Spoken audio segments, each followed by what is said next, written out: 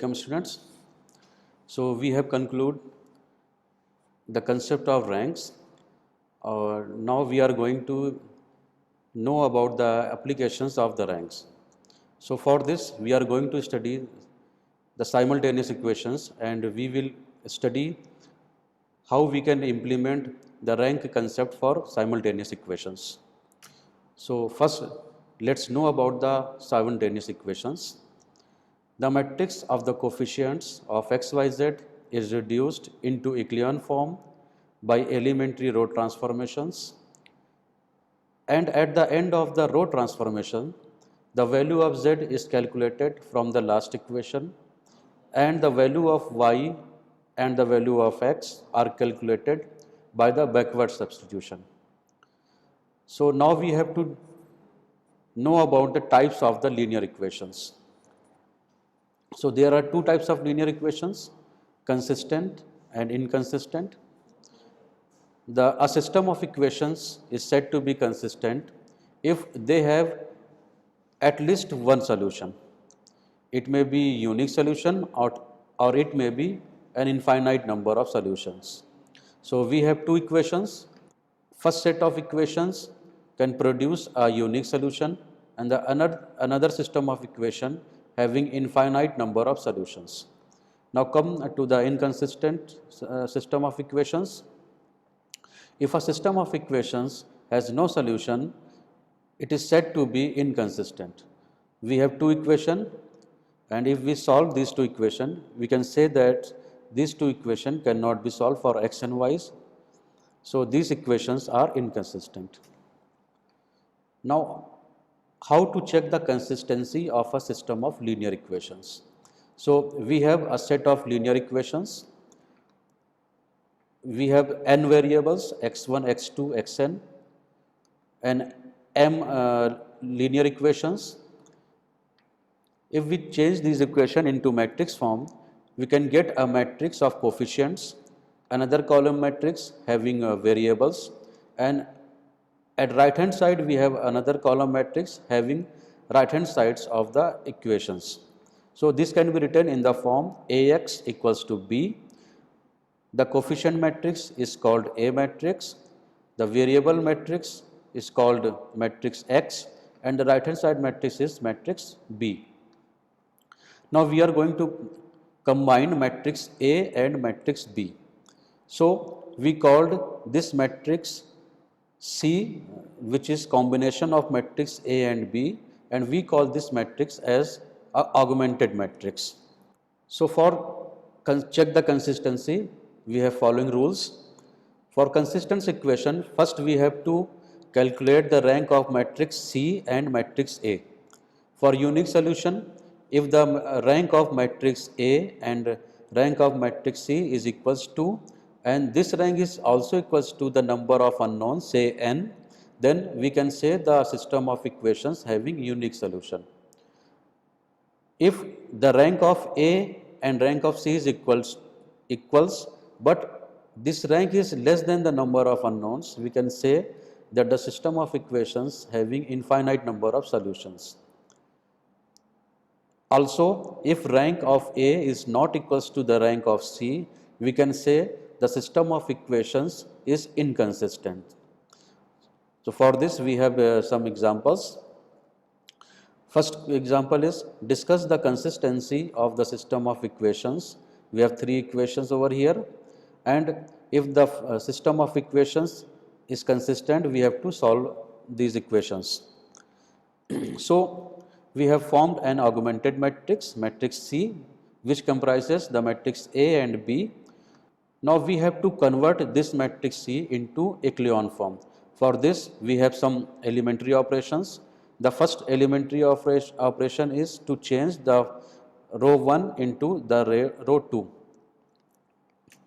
Now we have two more elementary transformations. R2 is replaced by R2 minus 2R1. R3 is replaced by R3 minus 3R1. By this operation, the second row is converted to 0, minus 7, minus 10, minus 19. Third row is converted to 0, minus 4, minus 8, minus 20.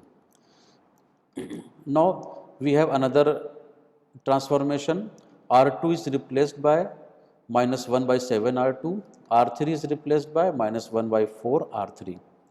The elements of second row are 0, 1, 10 by 7, 19 by 7. Elements on the third row are 0, 1, 2, 5. Now we have another operation. The row third is replaced by R3 minus R2. So we have the elements on third row like 0, 0, 4 by 7, 16 by 7. So the elementary transformation ends here. Now we can check that the matrix A and matrix C having the same row, which is 3, and also this is equals to the number of unknowns. We can write this like this: rank C equals to rank A equals to the number of unknowns equals to 3. So we can say that the system of equations is consistent, having unique solution. To solve this equation, we split the matrix C into the form of Ax equals to B. Now, if we solve this matrix expression, we can find these equations like x plus 5y plus 7z equals to 15, y plus 10z upon 7 equals to 19 by 7, 4z upon 7 equals to 16 upon 7. If we solve these three equations, we can get the values of x, y and z. The values are x equals to 2, y equals to minus 3 and z equals to 4. Another type of question, we have to find some unknown values for the conditions of the solution. So the question is, find the values of lambda and mu if the system of linear equations having a unique solution, no solution and infinite solutions. So we start in the same manner we have discussed with the previous question. We form a matrix C, augmented matrix, having the elements of matrix A and matrix C. Now we took some elementary transformation. R2 is replaced by R2 minus R1, R3 is replaced by R3 minus 2 R1.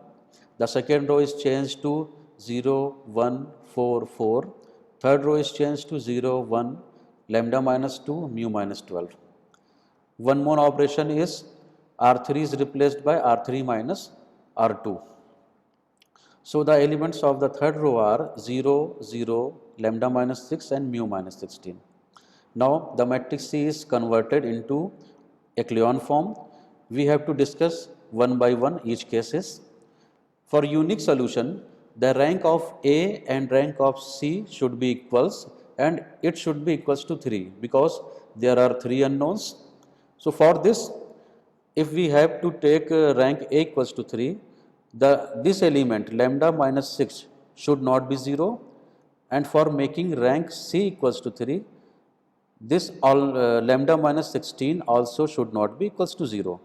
If we take lambda minus 6 is not equals to 0, lambda should not be equals to 6, mu is also not equals to minus 16. So this is the condition for unique solution. For no solution, the rank of A and rank of C should not be equal. So we can say the rank of matrix A can be 2 and the rank of matrix C can be 3. For making rank of A 2, this lambda minus 6 should be equals to 0. For this, lambda equals to 6. For making rank of C equals to 3, lambda minus 16 should not equals to 0. Therefore, mu cannot be 16.